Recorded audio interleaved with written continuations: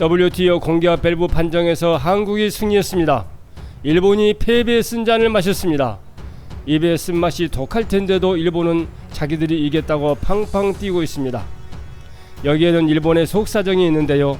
지난 4월 WTO가 후쿠시마산 수산물 분쟁에서 한국의 손을 들어줬기 때문입니다. 또 반도체 디스플레이 핵심 소재 세계 품목에 대한 수출 규제 조치를 한국이 9월 11일 WTO에 제소했기 때문에 불난 것입니다. 한국에 계속 밀리는 것이 무엇보다 자존심 상한다는 몸부림이겠지요. 일본 신임 경제산업상인 스가와라 이슈는 취임 첫 일성으로 일본은 WTO 위반이 아니라고 주장했습니다. 이번에 아베가 개헌을 위해서 19명의 장관급 관료 중 17명을 완전 우경화 인사들로 개편했는데요. 이 인사들은 취임부터 우리 정부의 WTO 제소에 불만을 품고 할 테면 해보라는 식으로 반응합니다. 경제 보복에 앞장섰던 세코도 줄기차게 주장합니다. 수출 규제는 정당한 조치였다. WTO 규칙에 어긋나지 않는다.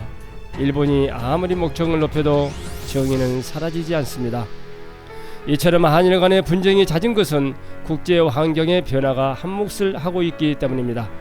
세계 경제가 미중 무역 분쟁을 시발점으로 자유경제에서 보호무역경제로 급격히 변하고 있고 경제 블록 간 대립이 현실화되고 이에 맞물려 군사 안보 문제까지도 하해 분위기에서 냉전 체제로 급선회하고 있기 때문입니다.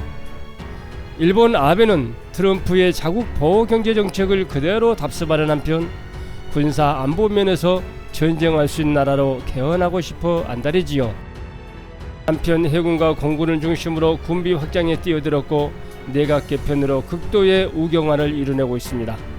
아베 정권의 바로 때문에 동북아 정세는 첨예한 대립을 예고하게 되었습니다. 중국의 군사 대국화와 러시아의 새로운 등장이 경제와 군사 문제를 동시에 아우르고 있습니다.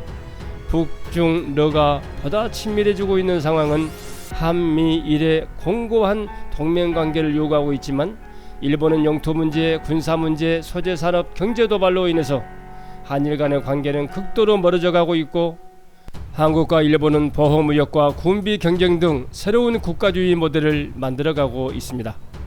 미국은 미국대로 동맹국들에게 힘겨운 부담을 지우고 있고 미국의 이익 모델을 제시하면서 급기야 한국과 일본의 핵무장론까지 들고 나오기 시작했습니다.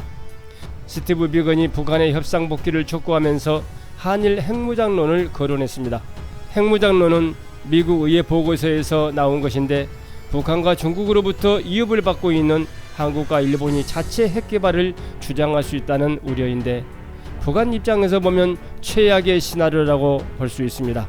북한은 많은 경제제재를 받으면서 개발한 핵무기가 한일의 핵무장으로 인해서 더 이상 핵협상 무기가 될 수 없을 뿐 아니라 미국과 테이블에 앉을 기회도 날아가 버리기 때문입니다. 최근 한중일의 군비 확장의 속도를 북한은 결코 감당할 수 없다는 것이 가장 큰 두려움이 될 것입니다. 만약 북한 비핵화가 실패한다면 북한이나 중국의 인접국가인 한국과 일본에서 핵무장론이 대두될 것이고 나아가서 대만이나 동남아 주요 국가들도 핵무장론을 거론하게 될 것입니다. 결과적으로 아시아는 미국과 관계를 재설정할 수밖에 없을 것이고 동북아시아는 핵무기의 창고가 될 것입니다. 미국의 방해 전략도 크게 수정해야 할 것이고 동북아는 극도의 위험 속에서 살 수밖에 없는 것입니다. 이런 불행한 사태의 시발점이 북한과 일본이라는 건 누구나 아는 사실입니다. 그럼 북한과 일본 사이에서 우리 한국은 어떻게 할 것인가? 두 가지 문제가 가장 시급한 문제인데요. 북한의 비핵화와 일본에 대한 경제적 군사적 그 길입니다. 이 문제는 전혀 다른 문제가 아닙니다. 안보와 경제 문제 그리고 영토 문제가 동시에 물려있기 때문입니다. 북한의 비핵화가 실패할 경우 우리도 핵무장하면 된다는 일각의 주장들이 있지만 그렇게 되면 북한과의 경제 협력이 물거품이 될 수 있죠. 그러면 우리나라는 역사 이래 가장 큰 모멘텀이 사라지게 되고 경제적으로 군사적으로 많은 어려움을 당하게 될 것입니다. 남한의 기술과 자본이 북한의 자원과 노동력이 더불어 결합하고 대시베리아 횡단 철도를 통해 세계 속에 우뚝 설 수 있는 유일한 기회를 놓칠 수 있기 때문입니다. 이런 경우는 우리의 후손들에게도 최악의 상태가 될 것입니다.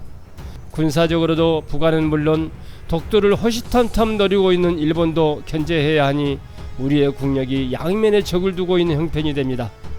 더구나 중국은 역사적으로 우리의 적국이었지 한 번도 우방국이 된 적이 없습니다. 따라서 북한이 비핵화되고 남북한의 공동 경제구역이 이루어진다면 일본의 경제보복 정도는 더 이상 문제가 될 수 없습니다. 군사적인 도발도 마찬가지입니다. 세계의 눈은 일본을 패싱하고 통일 한반도에 집중하게 될 것입니다. 그래서 일본이 이성을 잃기 시작했고 도발하기 시작했습니다. 따라서 한일 간에는 협력보다는 대립할 수밖에 없는 현실이 된 것입니다. 이성을 잃어버린 일본의 도발은 경제적으로 WTO에서 우리에게 계속 패할 수밖에 없습니다. 소재산업 국산화와 수입선 다양화, 해외 유명 소재산업 회사 M&A 등 우리나라는 계속 노력할 것입니다. 남북 경제협력의 길이 열리면 일본은 지정학적으로 도태될 수밖에 없습니다. 이 설정이 일본에게는 가장 뼈아픈 현실이 될 것이며 일본 침몰의 결정타가 될 것입니다. 일본이 지금 도쿄올림픽에서 우길기를 통해 내부 결속을 다지려고 안간힘을 쏟고 있지만 크게 보면 또 하나의 역사적 헛발질이라고 생각됩니다. 우리는 계속 그 길의 길을 가야 할 것입니다. 글로벌 방이었습니다. 감사합니다.